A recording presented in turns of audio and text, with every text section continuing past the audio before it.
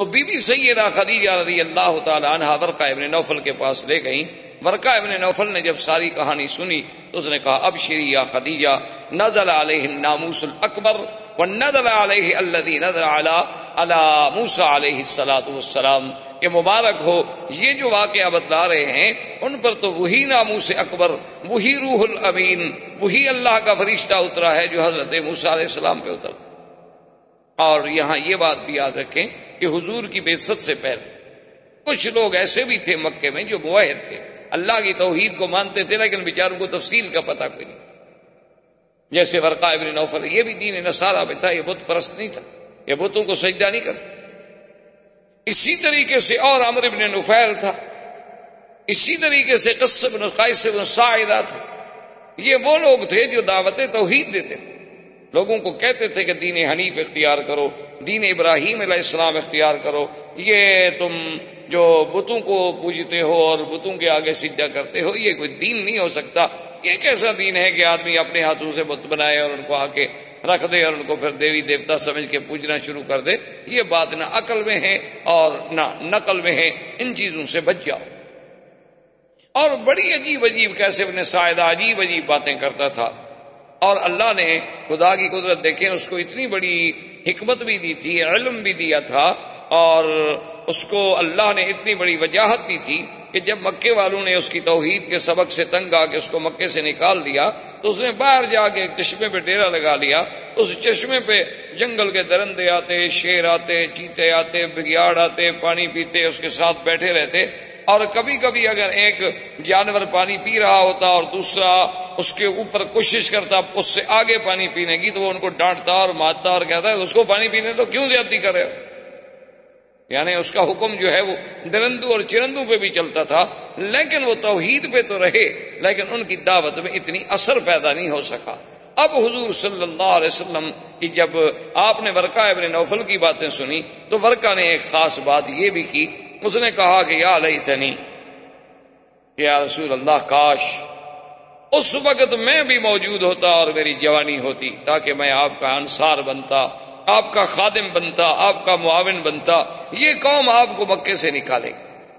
تو حضور صلی اللہ علیہ وسلم بھی جوش میں آگے فرمایا اب مخرجیہم، بخاری شریف کی حدیث ہے، آپ نے فرمایا اب مخرجیہم، مکے والے مجھے نکالیں گے. کیوں نکالا تو اس کو جاتا ہے جس کے کردار پہ کوئی بات ہو، مجھے کیوں نکالیں گے؟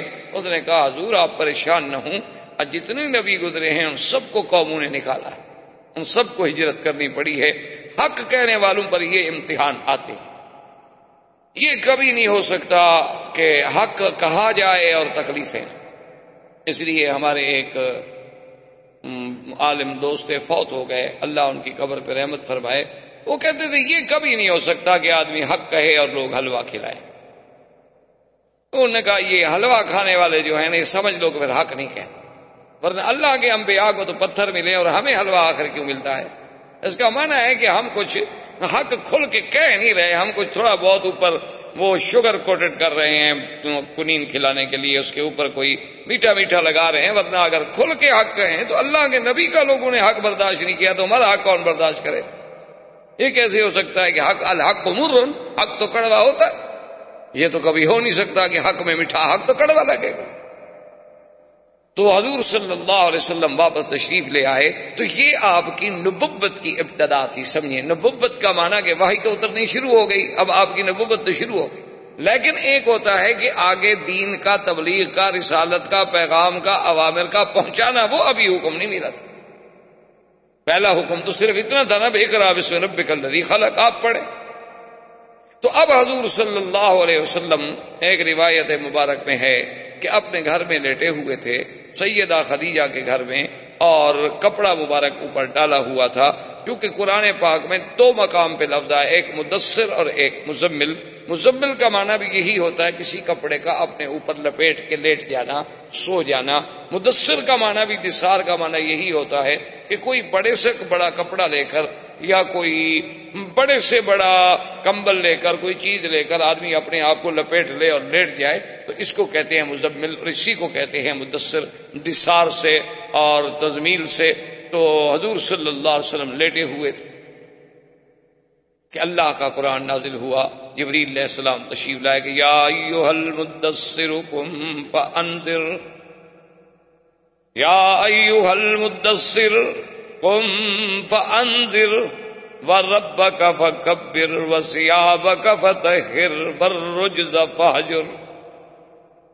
اور یہ بھی دیکھیں شان رسول پاک صلی اللہ علیہ وسلم، یہ سب سے بڑی عظمت شان ہے کہ اللہ تبارک و تعالی اپنے محبوب کو خطاب کرے اس کی اسی کیفیت میں جس کیفیت میں وہ لیٹے ہوئے تھے۔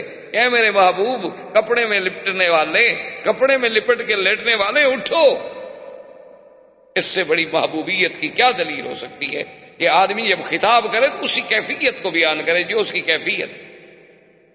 جیسے کہ سیدنا علی رضی اللہ تعالی عنہ ایک دن حضور پاک تشریف لائے اور حضرت علی کے بارے میں پوچھا تو بی بی فاطمہ الزہرا رضی اللہ تعالی عنہا نے عرض کیا کہ یا رسول اللہ، حضرت علی کسی بات پہ ناراض ہو کے گھر سے باہر تشریف لے گئے ہیں۔ تو حضور ڈھونڈتے آئے، دیکھا کہ حضرت علی مسجد میں لیٹے ہوئے ہیں، اور مسجد میں بھی اس انداز میں لیٹے ہوئے ہیں کہ ایک کچی اینٹ سرانے کی نیچے رکھی ہوئی ہے مٹی کی، اور اسی مٹی پہ لیٹے ہوئے ہیں، کوئی پرچھا بھی نہیں، کوئی نیچے بستر بھی نہیں، کوئی کپڑا بھی نہیں، کچھ بھی نہیں۔ تو آپ کے بال مبارک میں اور مٹی لگی ہوئی ہے، تو حضور نے بھی اسی محبت میں اٹھایا، فرمایا قم یا ابا تراب، قم یا ابا تراب، اے مٹی کے باپ اٹھو۔ تو یہ محبوب کی ایک محبوبیت کی کیفیت ہوتی ہے کہ آدمی اس کو اسی کیفیت میں خطاب کرے۔ حضرت علی کی کنیت تو ابو الحسن تھی، آپ کے سب سے بڑے بیٹے حضرت حسن تھے، تو آپ کی کنیت تو ابو الحسن تھی۔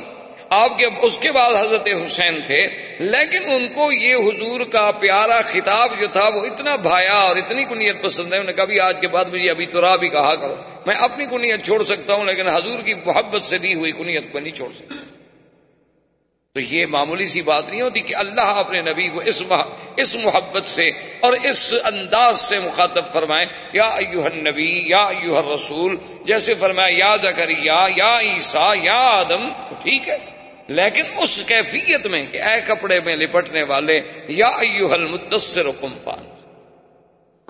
اور اس کے ساتھ ساتھ یہ بات بھی یاد رکھ لیں کہ جیسے ہمارے بعض دوست ہوتے ہیں نا جو ان نے اس کا ایک ترجمہ یہ بھی کرتے ہیں کالی کملی میں لپٹنے والے، تو یہ زیادتی ہوتی ہے، یہ ایک زیادتی ہوتی ہے، ہمیشہ سمجھا۔ کیوں قرآن کہتا ہے یا ایھا المزمل یا ایھا المدثر، اس کا معنی ہے کسی کپڑے میں لپٹنا۔ اب یہ اپنی طرف سے ترجمہ کرنا کالی کملی، تو قرآن میں ایک لفظ بڑھانے والی بات ہے، یہ خدا بہتر جانے آخر انہوں نے کہاں سے لفظ لے لیا، اللہ ہدایت عطا فرمائے۔ کیونکہ شاید انہوں نے سوچا ہو کہ کعبۃ اللہ کا غلاف چونکہ کالا ہے تو حضور صلی اللہ علیہ وسلم کے لیے بھی ہم کوئی کالی کملی تجویز کر دیں، حالانکہ جو چیز قرآن و حدیث بیان نہ کرے وہ سیرت نہیں ہوتی، یہ بہت بڑی زیادتی ہوتی ہے، اور خاص طور پہ قرآن و حدیث میں کوئی لفظ اپنی طرف سے بڑھایا جائے، اتنی حد میں رہیں جو قرآن کہتا ہے۔ جیسے ہم نے ایک شہرت دے دی کہ آدم علیہ السلام نے گندم کا دانہ کھایا تھا اور جنت سے نکالے گئے، آسمانوں سے اتارے گئے، پتہ نہیں گندم کا دانہ ان کو کہاں سے مولوی صاحبان کو مل گیا۔ یعنی کتنی بڑی زیادتی ہے اللہ کے قرآن۔ یہی فرق ہوتا ہے ایک عالم دین کا اور ایک غیر عالم کا، کہ کبھی عالم اپنی طرف سے اضافہ نہیں کرے گا اللہ کے قرآن میں۔ اسی لیے آپ نے دیکھا نہیں، کبھی آپ پڑھیں نا ترجمہ تو آپ کو یوں لگے گا کہ ترجمے میں بھی سلاست نہیں ہے، تسلسل نہیں ہے، عبارت ایک دوسرے کے ساتھ جڑی ہوئی نہیں ہے، تو عجیب عجیب یعنی اوپری سی عبارت لگتی ہے قرآن کے ترجمے کی اردو میں۔ وجہ یہ ہے کہ جو جتنا ترجمہ کرنے والا محتاط ہوگا وہ اردو کی عبارت کا خیال نہیں کرے گا، وہ تو اللہ کے قرآن کے لفظ کا خیال کرے گا کہ بھی اس لفظ کا ترجمہ کیا بنتا ہے، آگے عبارت بنے نہ بنے، وہ اس کا محتاج ہے قرآن کے، اس کے لیے ہم عبارت بنائیں۔ اور ہم سمجھتے ہیں کہ کمال کی تفسیر تو وہ لکھی ہے نا جی، وہ جناب عبارت پڑھنے میں لطف آتا ہے، پتہ لگتا ہے نا کتنا سلیس عبارت، چاہے اس میں 20 لفظ اپنے ڈال دیے گئے سلیس بنانے کے لیے، حالانکہ وہ قرآن کا ترجمہ نہیں ہوتا۔ آپ تفسیر میں جو کچھ لکھیں، تفسیر کرنا الگ بات ہے، قرآن کے لفظ کا ترجمہ کرنا الگ بات ہے۔ ایک تو سب سے پہلی بات یہ سمجھیں کہ قرآن بھی تو خود ترجمہ ہے، پر ترجمے کا ترجمہ کرنا کتنا مشکل ہو جاتا ہے، کیونکہ اللہ نے نقل کیا نا کہ نوح علیہ السلام نے قوم سے یہ کہا، تو نوح علیہ السلام نے قوم سے کوئی عربی میں بات تھوڑی کی تھی، وہ تو سریانی زبان میں بات کی تھی یا عبرانی زبان میں بات کی تھی. اللہ نے اپنے نبی کے لیے وہ عربی میں ترجمہ کر کے نوح علیہ السلام کی بات کا سنا دیا. تو وہ بھی تو ایک ترجمہ ہے جس کو خدا نے کیا، پھر اس کے ترجمے کا ترجمہ کرنا کوئی آسان بات نہیں ہوتی. تو اس لیے بہرحال سمجھیں، قرآن نے اتنا کہا کہ یا ایھا المدثر، بس قرآن نے اتنا کہا کہ یا آدم ولا تقربا هذه الشجرہ، اس درخت کے قریب مت جانا. وہ کون سا درخت تھا اللہ جانے. جب اللہ نے قرآن میں نام نہیں لیا تو ہم کہاں سے ڈھونڈ کے لے آئیں؟ یہ سب سے بڑی بنیادی غلطی ہے جس سے ہم گمراہ ہوتے ہیں. اللہ معاف فرمائے. اللہ حضرت شاہ جی رحمت اللہ علیہ عطا اللہ شاہ بخاری جب فوت ہو گئے اور قاضی احسان جب فوت ہو گئے تو قاضی احسان کے بارے میں ان کے ایک بڑے معتقد تھے اور بہت بڑے وہ ادیب بھی تھے، وکیل لائر بھی تھے، قانون دان بھی تھے اور سیاسی لیڈر بھی تھے اور بڑے اچھے رائٹر بھی تھے. تو انہوں نے شورش کاشمیری کو خط لکھا کہ میں قاضی صاحب کی یعنی سوانے لکھنا چاہتا ہوں، چونکہ قاضی صاحب کے ساتھ تمہارا بھی بہت بڑا تعلق تھا تو مہربانی کر کے ان کے کچھ واقعات مجھے لکھیں. تو انہوں نے شورش صاحب نے جواب دیا کہ سوانے ضرور لکھو، لیکن خدا کے لیے قاضی صاحب کو قاضی صاحب ہی رہنے دینا. یعنی سوانے لکھتے ہوئے یہ نہ کرنا کہ ما فوق الفطرت چیز بنا دو.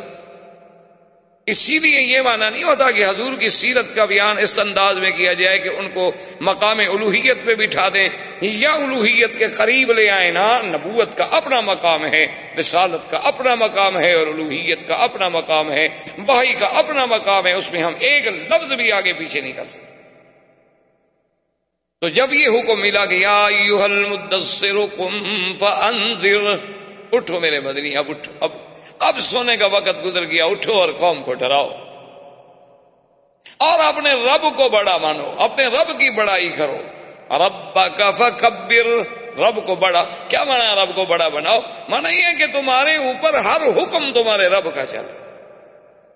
جیسے آپ گھر میں کوئی بات ہو نا تو بچے کوئی شرارت کر رہے ہوں تو اگلے کہتے بھائی عقل کرو، گھر میں بڑا ہے، بھائی تمہارا بڑا بھائی ہے، بھائی تمہارا باپ موجود ہے، دادا موجود ہے، بھائی آرام سے بات سنو، بڑا بات کہہ رہا ہے. تو رب کو بڑے بنانے کا معنی یہ تو نہیں ہے نا کہ بات تو تم کافروں کی مانو اور ویسے اللہ اکبر بھی کہتے رہو. یہ رب کو بڑا بنانا نہیں ہوتا. اس کا معنی یہ ہے کہ آپ اللہ سے بھی دھوکہ کر، کہ آپ نماز میں تو کہہ دیتے ہیں اللہ اکبر، لیکن آپ نے خدا کو کبھی بڑا سمجھا نہیں. خدا کو بڑا سمجھتے تو اس کی نافرمانی کیسے کرتے، گناہ کیسے کرتے. اب جب یا رب صل علی النبی وآلہ ما فض نبع بالجداول او جرى، صل علیک اللہ فی علیائہ ما صح داع للأذان.